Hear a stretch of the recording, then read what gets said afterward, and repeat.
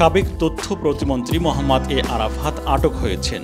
মঙ্গলবার রাজধানীর গুলশান এলাকা থেকে সাবেক তথ্য প্রতিমন্ত্রী আলী আরাফাতকে গ্রেপ্তার করা হয়েছে বলে ঢাকা মেট্রোপলিটন পুলিশের একটি সূত্রে তথ্য জানা গেছে। সাম্প্রতিক বৈষম্য বিরোধী ছাত্র আন্দোলন চলাকালে কবি নজরুল সরকারি কলেজের শিক্ষার্থী মোহাম্মদ তৌহিদুল ইসলাম নিহতের ঘটনায় সাবেক প্রধানমন্ত্রী শেখ হাসিনা সহ অন্য ৪৭ জনের সঙ্গে মোহাম্মদ আলী আরাফাতও আসামি।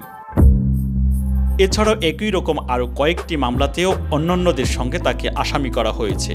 দ্বাদশ জাতীয় সংসদ নির্বাচনে ঢাকা ১৭ আসন থেকে জয়ী হয়েছেন আওয়ামী লীগের প্রার্থী মোহাম্মদ আলী আরাফাত। অনেকটা প্রতিদ্বন্দ্বিতা ছাড়াই নৌকা প্রার্থী হিসাবে জয়ী হন তিনি। পরে তিনি শেখ হাসিনার নতুন মন্ত্রিসভায় প্রতিমন্ত্রী হিসাবে শপথ নেন। আরাফাত দীর্ঘদিন ধরে আওয়ামী লীগের একটি থিঙ্ক ট্যাঙ্ক হিসাবে কাজ করছেন। তিনি ২০২২ সালের ডিসেম্বরে আওয়ামী লীগের কেন্দ্রীয় কার্যনির্বাহী কমিটির সদস্য হন।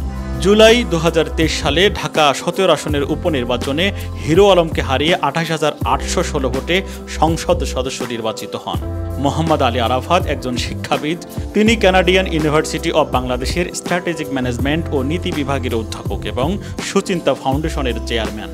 তিনি বাংলাদেশের অর্থনৈতিক উন্নয়ন ও চ্যালেঞ্জ, ট্রানজিট এবং কানেক্টিভিটি, বিদ্যুৎ খাতের জন্য উপযুক্ত নীতি, যুদ্ধ অপরাধের বিচার, বাংলাদেশের রাজনৈতিক উন্নয়ন এবং গণতন্ত্র ইত্যাদির মতো বিভিন্ন বিষয়ে জাতীয় ও আন্তর্জাতিক পর্যায়ে মিডিয়াতে অনেক নিবন্ধ লিখেছেন। গত কয়েক বছর ধরে রাজনীতিতে সক্রিয় হয়েছিলেন মোহাম্মদ আলী আরাফাত। শেখ হাসিনার নতুন মন্ত্রিসভায় তথ্য প্রতিমন্ত্রীর দায়িত্ব পাওয়ার পর থেকে রাষ্ট্রের বিভিন্ন বিষয়ে ব্রিফও করেছিলেন তিনি। সবশেষ হাসিনা সরকারের পতনের আগের দিন ৪ আগস্ট সরকারের কঠোর অবস্থানের কথা সাংবাদিকদের জানিয়েছিলেন মোহাম্মদ এ আরাফাত।